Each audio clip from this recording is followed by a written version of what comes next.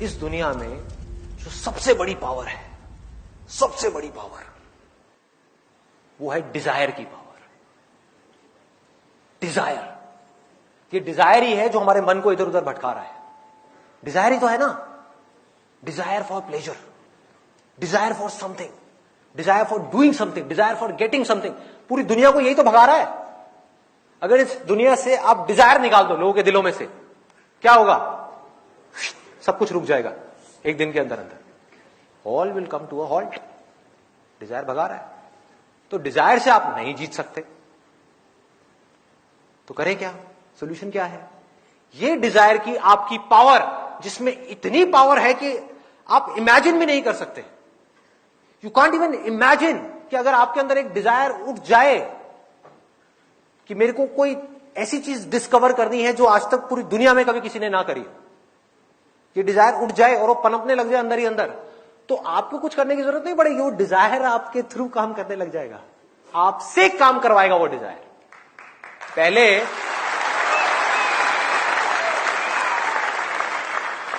पहले हम अपने डिजायर्स को चुनते हैं, बस यहीं तक है हमारी पावर। उसके बाद हमारी पावर खत्म।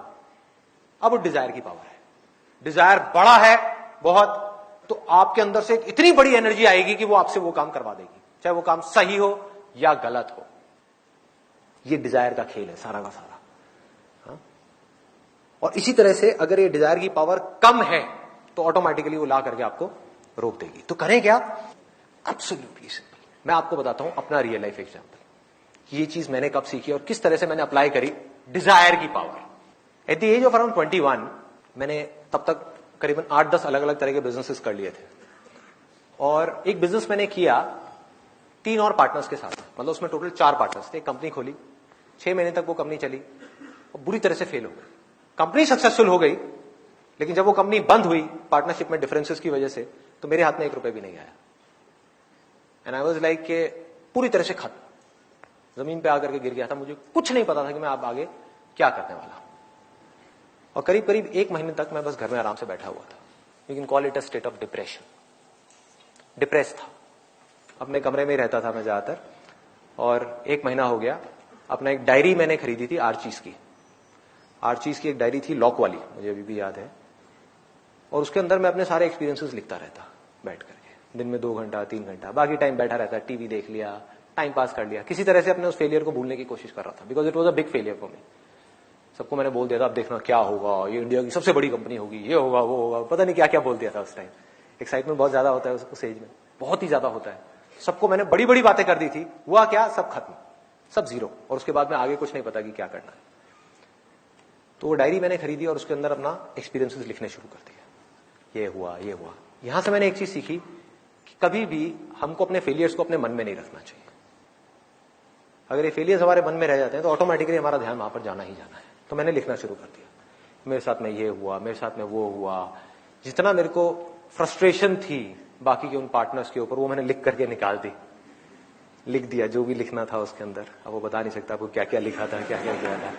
लिखता गया, लिखता गया, लिखता गया, लिखता गया, लिखता गया। और करीब करीब 20-25 दिन या 1 महीना हो गया होगा, जब वो डायरी के लास्ट के 2 पेज रह गए थे। तो मैंने क्या किया, अपना जिस टेबल पे बैठ करके मैं डायरी लिखता था उसमें से एक ड्रॉर निकाला, रात के करीबन 12-1 बजे होंगे।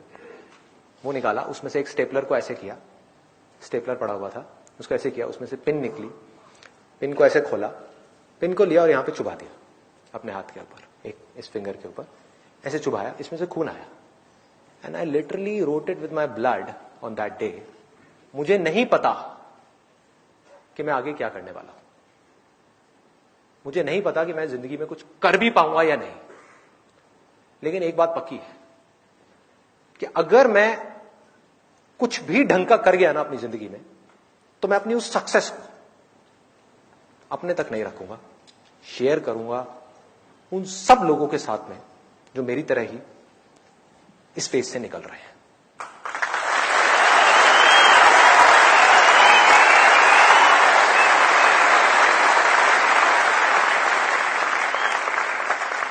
मैं तो रो लिया जितना रोना था, किसी और को नहीं रोने दूंगा, आगे आ जाऊंगा उनके।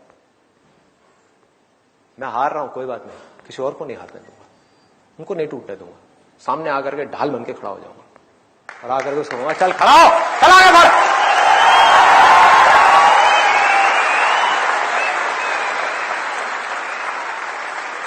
एक छोटा सा थॉट था, छोटा सा।